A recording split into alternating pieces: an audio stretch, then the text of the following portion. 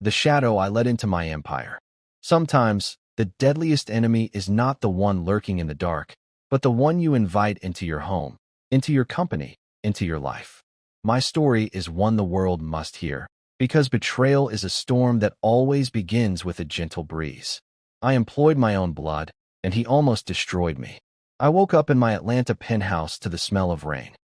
The storm outside shook the windows, but nothing shook me harder than the moment I swung my legs off the bed, and they didn't move. My mind couldn't process it. I slapped my thighs, pinched them, dug my nails into my skin. Nothing. My legs felt like empty shadows beneath me. Dead weight. I tried to scream, but only a broken gasp came out. Fear drowned me slowly, like someone had filled my chest with ice water. The night before, everything was normal. I left the office late. My staff had been unusually excited, not for me, but for him. Liam, my cousin. My own blood. The man I had employed out of pity after he claimed he needed a new start. They cheered him like he built the company, like he was the CEO, like he was the golden one. I brushed it off. Now, lying on the cold floor, unable to move my legs, unable to stand, unable to breathe properly, a terrifying thought crawled through my mind. Was this random, or was someone slowly taking my life? Little did I know, the answer was already sitting behind my office desk. The ambulance rushed me from my building near Buckhead to Emory University Hospital. The paramedics spoke in coded urgency, but all I heard was the roar of fear in my head. We can't detect any spinal trauma. No neurological damage. Everything looks normal. Normal? How can normal legs refuse to move? They stuck needles into my muscles. They ran scans for hours. My body was a machine they desperately tried to reboot. On the third day, the neurologist entered with a look that felt like surrender. "Mr. Cole, medically, nothing explains your condition." My heart sank. That sentence is the grave of any hope. I became wheelchair-bound instantly. My parents flew in from Chicago. My mom cried nonstop. My dad paced like a lion in a cage. But the one face that stood out, the one face that didn't show shock, fear, or concern, was Liam's. He visited once. He patted my shoulder casually, like nothing serious was happening. "You'll be fine," he said, though his eyes gleamed with something I couldn't decode then, something dark. When he left the room, my mother whispered. That boy walked out smiling. "Evan, why? Why is he smiling when your world is falling apart?" I shrugged, but her question rooted itself deep inside me, and it would grow. Returning to my company, Tech Industries, was like entering a different universe. I used to command the room by walking in. Now, I rolled in quietly, like an afterthought. Everyone greeted me with pity. But when Liam entered, tall, charismatic, fake humility dripping from his smile, the office lit up with admiration. "Liam, you saved the Miami deal. You're incredible, sir. You're a visionary." Visionary? He had been with the company for only 6 months. As I sat in my wheelchair in the glass conference room, watching my staff orbit around him, a strange heaviness settled in my chest. It wasn't jealousy. It was displacement. Like someone had rewritten my story and cast me as the side character. During a meeting, I tried to speak, to give direction, but another shock hit me. Liam interrupted. Confidently, boldly. "We'll do it my way," he said. "Evan needs to focus on his health." My health. He used my paralysis as a sword. The room nodded along with him. I watched him take my throne, not by force, not by law, but by attention. And attention is power. When I locked eyes with him, he smirked. A small, almost invisible smirk. That was the moment I realized. He wasn't taking over by accident. This was intentional. It started with shadows. At 2 a.m., I'd wake up drenched in sweat, unable to move my paralyzed legs, but fully aware of a presence in the room. Something breathing, something watching, something whispering. One night, I felt invisible fingers pressing into my chest, heavy and suffocating. I gasped, struggling to breathe. My hands could move. My arms could move. But my legs remained frozen. I lurched forward, wheezing as the pressure vanished. The air smelled burnt, like incense mixed with something rotten. The next morning, I found black ash on the floor near my bed. I called my housekeeper. She swore she hadn't seen it before. The nightmares grew worse. Shadows crawled on my walls. Whispers followed me. Cold air wrapped around my neck. One night, I heard a deep voice ask, "Why do you resist what has already been taken?" I screamed at the top of my lungs. But the worst part? When I woke up, my phone had 14 missed calls from the office. Liam had held a leadership meeting without me, and the staff chose him as acting head. Not because they wanted to betray me, but because they believed I was losing my mind. And slowly, I believed it too. The turning point came during a board meeting in the Atlanta office. I rolled into the room late. The elevator had malfunctioned in a way the technician couldn't explain. When I entered, everyone looked startled, like my appearance ruined a perfectly staged event. Liam stood at the head of the table. My seat. He placed his hands flat on the desk confidently. "Gentlemen, we cannot let pity dictate leadership." Pity. He said it loudly, as if he wanted it to echo. I stared at him, my jaw clenched. Then something strange happened. When he lifted his right hand, a thin black thread slipped from his sleeve, like a string of smoke. It disappeared the moment I blinked. But I did see it. I wasn't imagining it.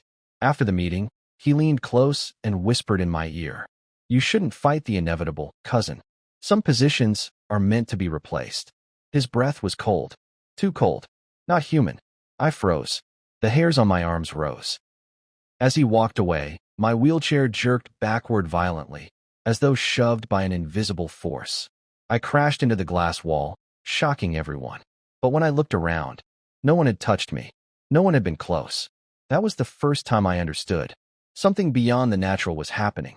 Something dark. Something controlled by him. 2 nights after the board meeting, I returned to my penthouse exhausted.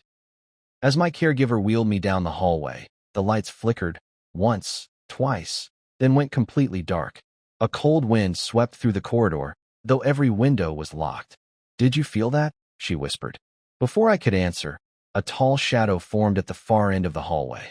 It had no face, no features, just height, darkness, and intention. My heart pounded so loudly I could hear it echo. The shadow moved without walking. It glided straight toward me. "No, no, no," my caregiver whispered, backing away. The thing stopped only a few feet from my chair. Its outline expanded, stretching like fog breathing. Then I heard it. "Step aside. He belongs to the one who summoned us." Summoned. The word stabbed through my chest. I tried to speak, but my throat tightened. Tears streamed down my face without permission. The shadow dissolved suddenly, vanishing like smoke into the walls. The lights flickered back on. My caregiver stuttered, "Mr. Evan, we need help. Not the medical kind." That was the moment I realized I was not just sick. I was hunted. But hunted by who? I already knew the answer. I just didn't have the courage yet to speak it.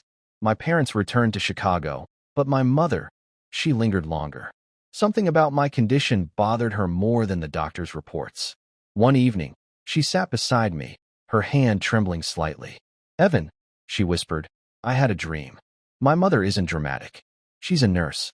Logical. Grounded. So hearing her speak about a dream with that tone made my skin tighten. "What kind of dream?" She swallowed hard. "I saw you lying in a dark room, and a familiar shadow stood over you. It wasn't faceless. It had features. Liam's features." I froze. She squeezed my hand. "Your cousin, that boy always carried envy in his heart. Even his children. I gave him a job," I said painfully. "I helped him. And he believes he deserves your life." Her voice grew strained. In my dream, a small light appeared. A child, I think, and the darkness fled. A child. It meant nothing at the time. But later, I would understand how important that detail was. Before she left, my mother turned back at the door and said, "Evil doesn't always come with horns, Evan. Sometimes it comes wearing your last name." It wasn't proof, but it planted a seed. A terrifying, undeniable seed. I needed evidence. Logic. Something physical to hold on to. So one evening, I asked my driver to take me to the office unannounced. I rolled quietly through the dim hallway toward my glass office, but stopped when I heard voices coming from the conference room. Liam's voice. And another voice, deep, gravel-like, almost inhuman. I moved closer. "He's weaker now," Liam said. "It's working," a low growl responded. "But not enough. His spirit is stubborn." My breath stopped. Then Liam spoke words that shattered everything. "Take the rest. I want him empty." The room grew colder. My wheelchair shook slightly. I peeked through the glass. Liam stood facing a dark figure, a human shape, but its skin seemed to ripple, like heat waves. A dark aura pulsed around them. The figure raised its hand, and the lights flickered violently. I gasped involuntarily. Both heads snapped toward me. Liam rushed out immediately, his expression twisting into a cold smile. "Evan," he said softly, "you're not supposed to be here." For the first time, I saw his eyes clearly, not brown, not black, but a swirling mix of both. Eyes that weren't fully human. Fear swallowed me whole. I turned and wheeled away fast, but his voice trailed behind me. "You can't run from what's already inside you, cousin." That night, sleep didn't visit me. Only nightmares. The morning after the secret meeting, everything worsened. I woke up gasping for breath, my chest tightening like a belt was being pulled around it. My hands trembled uncontrollably, my vision blurred, and my legs, though dead weight, began twitching violently, as though something inside them was trying to crawl its way out. I screamed until my throat burned. The paramedics rushed in again, took me to Grady Memorial Hospital, but once again, tests returned normal. No explanation. No answers. No hope. A young doctor pulled me aside privately. "Mr. Evan, we ran full neurological tests. Blood work. Imaging.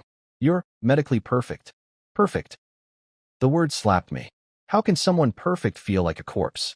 That evening, as I sat in my wheelchair staring at my legs, something horrible happened. My toes moved. Just a small twitch. But not natural. It wasn't me moving them. The sensation didn't feel like control. It felt like a puppeteer pulling strings inside my flesh. I cried helplessly. Then, through the window reflection, I saw something behind me, a shadow standing in the corner. I spun quickly. Nothing. But in its place was a smell. Burnt incense and something metallic. The same smell from the nightmares. My body no longer belonged to me. I was becoming a vessel, and Liam was the one holding the strings. Days later, everything changed. I was at a small cafe near Piedmont Park with my caregiver. I needed sunlight, air, anything that didn't smell like fear. As I sat quietly, trying to calm myself, a little girl walked straight up to me, maybe 8 or 9 years old. She had bright brown eyes, braided hair, and a calmness far too mature for her age. She looked directly at my legs, then at my face. Then she whispered, "He put something on you." I froze. "What did you say?" She leaned closer and sniffed the air like she was sensing something invisible. Her face darkened. "He bound your legs with night ropes. Someone close to you. Someone you let into your circle. Someone who wants your name." My heart pounded. My caregiver whispered, "Sweetheart, go back to your parents." But the girl ignored her. She held my hand, shook her head slowly, and said, "You don't have much time left. But I can help you. My grandmother taught me how to read spirits." "Who are you?" I whispered. She smiled softly. "My name is Amina." Then she said the words that changed my destiny. "The thing chasing you is old, but my bloodline is older." A shiver ran through me. This little girl saw everything the adults missed. She saw the darkness, and she knew how to fight it. Amina insisted we leave the cafe immediately. She walked beside my wheelchair as though she knew exactly where danger lingered. When we reached a quieter spot under the trees, she placed her small hand on my knee, the knee I hadn't felt in months. Her eyes fluttered closed. A strange breeze circled around us, though the air was still moments before. She whispered, "He locked your spirit legs, not your body legs." "What does that mean?" She opened her eyes, suddenly older than her years. "He didn't paralyze you. He separated you. There is a rope of darkness tied from your lower back to a jar somewhere." A jar. Cold fear stabbed me. What kind of jar? A clay one. Buried. Marked with your name. And something else, a piece of your shirt maybe.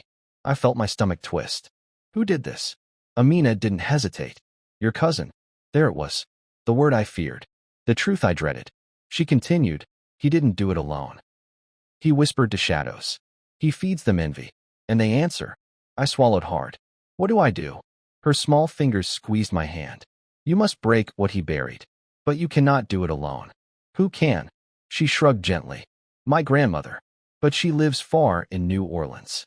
New Orleans. I looked at her, this little girl standing bravely in front of someone being hunted by darkness. "Will she help me?" Amina nodded. "If she sees your heart. And if you are strong enough to see the truth." I whispered, "I'll do anything." She smiled. "Then your fight begins now."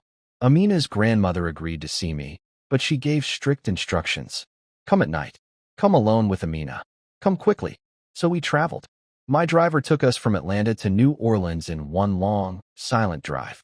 The air grew heavier as we approached the city, like the atmosphere itself could sense the battle waiting ahead.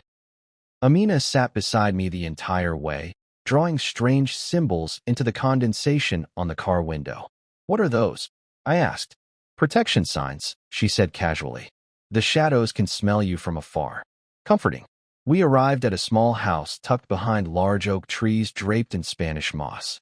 The place looked ancient, yet alive, like the walls remembered every story ever told within them. An old woman stood at the doorway. Her eyes were silver, not gray, silver. She stared at me for a long moment before speaking. You should have died already. My blood ran cold. Amina smiled. Grandma, this is Evan. Her grandmother nodded slowly. I know who he is. I smelled the darkness before you even pulled up. The door creaked open by itself. Come, she said. But understand, once we begin, there is no turning back. This is not a healing. It is a war. I rolled forward, every muscle tense. I'm ready. She placed her hand on my shoulder. No, she whispered. You're terrified. But that is good. Fear keeps men alive. That was my welcome. I knew this would be no ordinary help. Inside her home, candles lit themselves as we entered. The air smelled of herbs, smoke, and something ancient. Amina's grandmother, Mama Yara, circled my wheelchair 3 times, muttering in a language I had never heard. Then she stopped, placed her hand on my forehead, and whispered, Show me. My vision blurred. Suddenly, I wasn't in the room anymore. I stood, stood, in a dark forest. My legs were there, but they were tied with thick black ropes glowing faintly. Every time I moved, the ropes tightened. Across from me stood Liam. But it wasn't truly him. It was a silhouette wearing his face, his smile, his posture, but filled with swirling shadows. He held a clay jar dripping with wet soil. My name was scratched into it. And inside, I could see something beating. Weakly, slowly. My spirit. Mama Yara's voice echoed through the darkness. This is what he took. I reached toward the jar, but the ropes yanked me back violently. Pain shot through my body.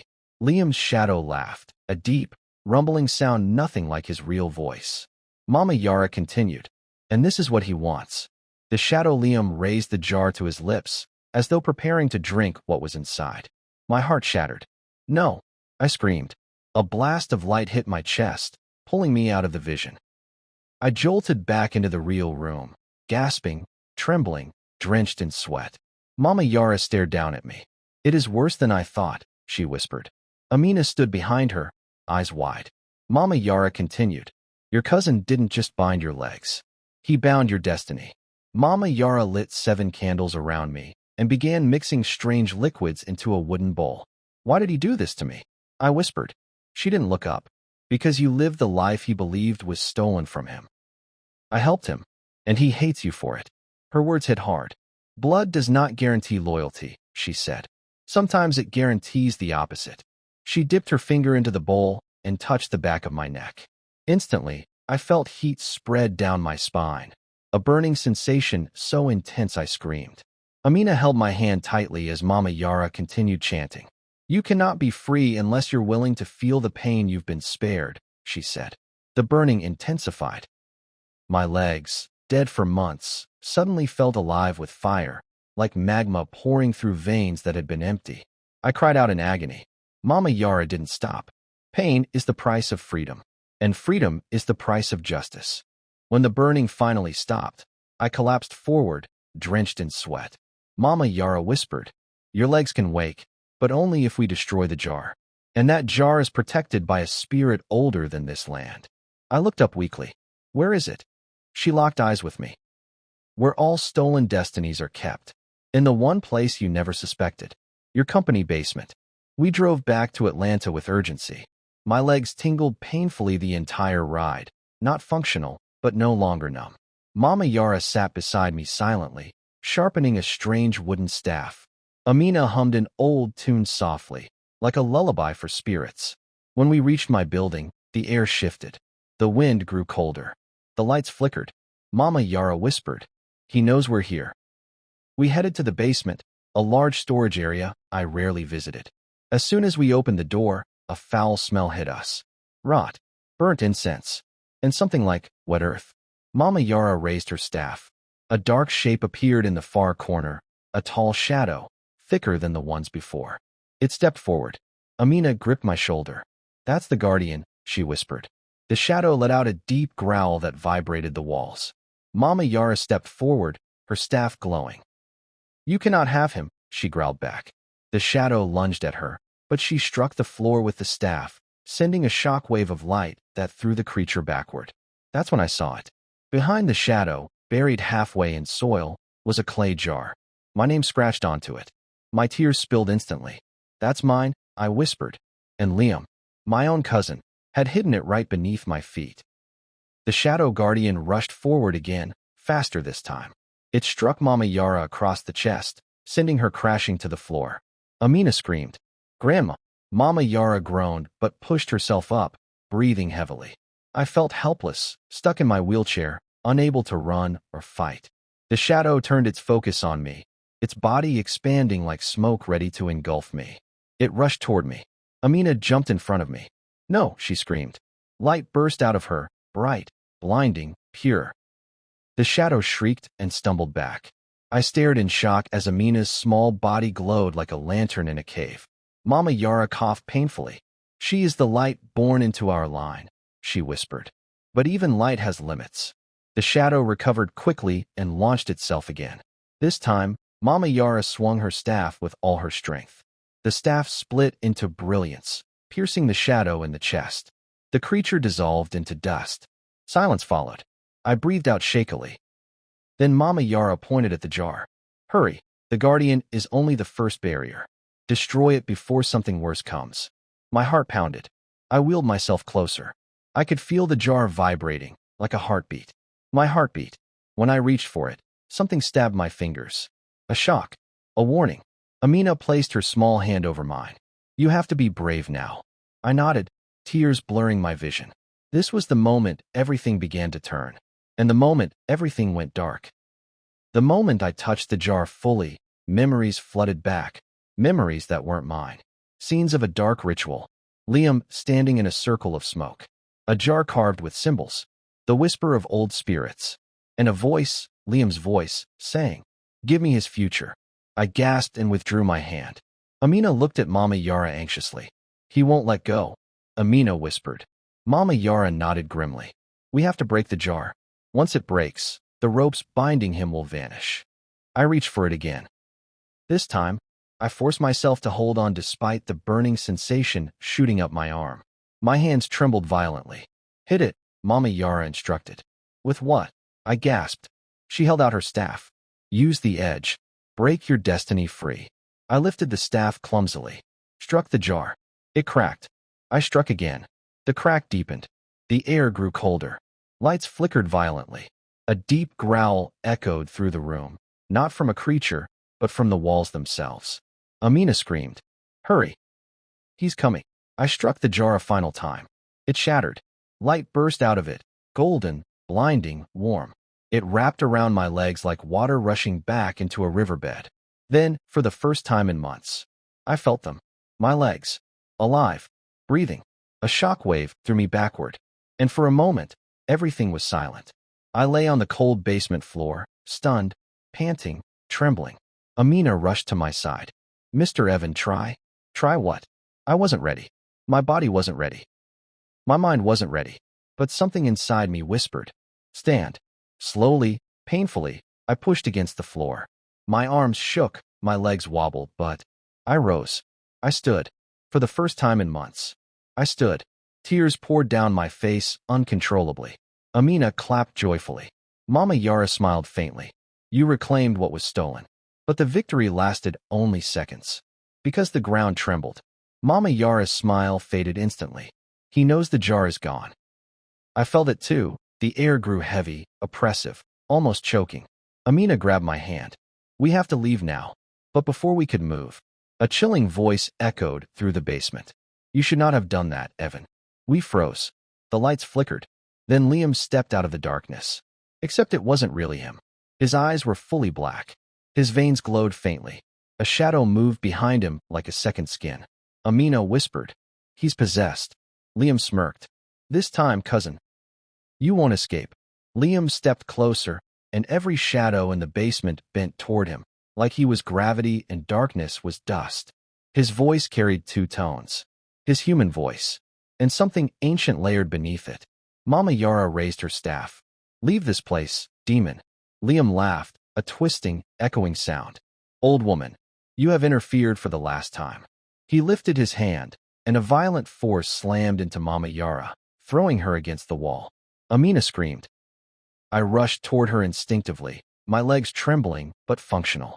Liam's eyes widened. You can walk. Not thanks to you. I spat. His expression darkened. You should have stayed broken. He lunged at me with unnatural speed, grabbing my throat. His grip tightened, choking me. Amina threw herself at him, punching his arm though she was tiny. He swatted her away effortlessly, but that momentary distraction gave me enough time to shove him backward. He stumbled, surprised. You think this is over? He snarled. I didn't want your legs, Evan. I wanted your life, your power, your name. His voice deepened as the demon fully surfaced. I will finish what I began. A deep rumble filled the basement. The shadows behind him merged into a monstrous form. Amina grabbed my hand. Run! And we ran, or rather, I staggered, toward the exit. The monster roared behind us. But I refused to stop. Not now. Not after reclaiming what was mine. We bolted up the basement stairs. My legs were unstable, but they obeyed me. Amina helped me balance as Mama Yara limped behind us, clutching her staff. The building lights flickered violently. I could hear Liam, or the demon inside him, growling as he climbed after us. Each step he took echoed like thunder. We reached the lobby. The moment we burst through the doors, the glass windows shattered behind us. Liam emerged, his skin darkened, his eyes blazing, shadows swirling around him like a cloak. You cannot escape your fate. His voice shook the ground. Amina whispered sharply. Grandma now. Mama Yara slammed her staff into the pavement. A circle of light erupted around us. Liam charged forward but hit the barrier and screamed as his flesh sizzled. The light burned him, but the barrier flickered, unstable. He's too strong, Mama Yara gasped. I can't hold it. Liam laughed. You're weakening, old woman. He pushed harder against the barrier, cracks forming in the light. Amina tugged my hand urgently. Your destiny jar is broken, but there's one more thing left to do. What? She looked into my eyes with tragic seriousness. You must take back your name.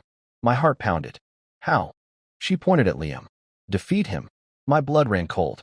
I wasn't ready. I wasn't strong. I wasn't a fighter. But destiny doesn't ask if you're ready. It demands. The barrier shattered, and the true battle began. Liam lunged at me with inhuman speed. I barely dodged, stumbling sideways. He caught my arm, twisting it painfully. You were always weak, Evan, he hissed. Even with legs, you're nothing. I punched him desperately, but he didn't flinch. Mama Yara raised her staff again, but collapsed in exhaustion. Amina, protect him, she whispered weakly. Amina stood between me and Liam, trembling but resolute. You can't have him. Liam snarled and backhanded her across the pavement.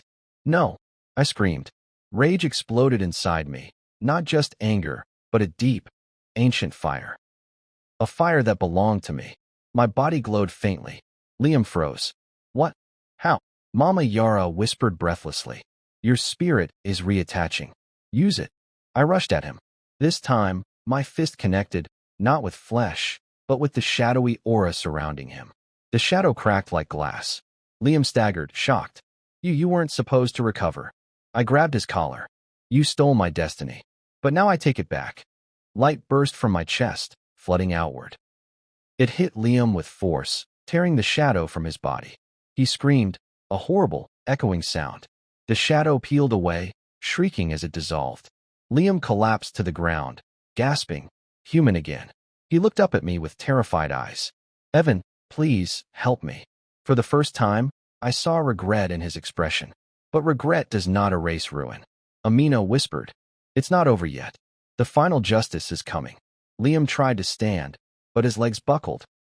Without the demon, he was weak, just a broken man consumed by envy. Help me, cousin, he croaked. I stared at him, remembering everything he had done. The jar. The paralysis. The nightmares. The company takeover. The attempts to destroy me completely. Why, Liam? I whispered. I gave you everything. His lips trembled. I wanted your life. I wanted to be you. I felt something inside me break. Not anger, but the painful truth of family betrayal. Before I could speak, Mama Yara forced herself upright. The demon he fed doesn't like being denied. A deep rumble shook the air. A terrifying presence gathered behind Liam. Amina clung to my arm. It's coming back for what he promised. A dark mist rose from the pavement, swirling behind him. Liam screamed. No, no, I didn't know. The mist wrapped around his legs, pulling him backward. He clawed at the pavement, sobbing. Evan, help me. I stepped forward instinctively. But Mama Yara grabbed my arm. No, you cannot interfere. This is the debt he owes. Liam screamed as the shadows tightened. I'm your blood. Evan, please. Don't let it take me. My chest ached. My eyes filled with tears. But justice is not always gentle. The shadows pulled, and Liam disappeared into the darkness. His screams echoed, then vanished. Silence. The air cleared. The demon was gone. And so was Liam. Police arrived, confused by the shattered lobby and damaged walls. Earthquake, Mama Yara told them calmly. Minor tremor. They believed her. Amina held my hand tightly as reporters flocked outside the building. But I felt empty. I had won, yet I had lost family. I walked, yes, walked, through my company hallways the next morning. Every employee stared in shock. Mr. Cole, you're walking again. Their excitement felt fake now. Superficial. I walked straight into my office and saw everything Liam had changed. My photos removed, my awards boxed, my desk rearranged. He had truly wanted to replace me. I sat down slowly. Amina walked up beside me. You got back your legs, your spirit, your future, but your heart is still hurting. She wasn't wrong. Mama Yara entered behind her. You must heal the last part, she said. Your identity. I know. I spent hours restoring my office, feeling the weight of every betrayal. But by midnight, one thing became clear. I survived darkness. I reclaimed myself. And now, it was time to reclaim my empire. I called an emergency company meeting the next morning. When I walked onto the stage unaided, gasps filled the room. Some cried. Some whispered. Some stared in guilt. Good morning, I began. There have been challenges. But I am here. And I am whole. The room erupted in applause. I continued. Many of you gave loyalty to someone who didn't earn it. But today, we start over. No anger. Just authority. I reinstated my leadership. Reorganized departments. Promoted loyal staff. Removed those who had enabled Liam's takeover. The company began to feel like mine again. After the meeting, Amina slipped beside me. You closed the wound, she said. Almost. Almost. She nodded. God leaves the final healing for the last moment. I didn't understand. Not until the next day, when I found a small note on my desk, written in shaky handwriting. I'm still here, but I'm not the same. Please, don't let the darkness find me again. No signature, but I recognized the handwriting. Liam. He was alive. Somewhere. Running. Broken. Afraid. Justice wasn't done yet. I found him. Amina sensed his location, a broken motel outside Savannah, Georgia. When I entered the room, Liam sat in a corner, rocking back and forth like a lost child. His eyes were hollow. His skin pale. He looked nothing like the man who tried to steal my life. Evan. He whispered. I'm sorry. Tears streamed down his face. I didn't know the demon would turn on me. I thought it would just give me success. I didn't mean to paralyze you. I just wanted more. I knelt in front of him slowly. For months, you watched me suffer, I said softly. You watched me break. And you smiled. He sobbed harder. I know. Please, don't leave me like this. I'm scared. I looked at him long and hard. This was the moment of justice. The moment the story demanded. The moment the world would cheer. I stood up, reached for the phone, dialed the number, and said, This is Evan Cole. I'm calling about a missing person with dangerous connections. Yes, I found him. He needs psychiatric protection and legal custody for attempted harm. Liam's eyes widened. No, Evan. I knelt again, gently wiped a tear from his face. You wanted my life, Liam, but now you must live with yours. Police arrived minutes later. Liam screamed as they restrained him, not in pain, but in terror of the shadows that no longer obeyed him. He wasn't taken by demons. He wasn't killed. He was taken somewhere worse for a man who craved power, a place where he no longer had any. As they carried him out, Amina appeared at my side, her small hand slipping into mine. "This is justice," she whispered. "The kind God approves." I watched Liam disappear into the police car, and for the first time in months, I breathed freely.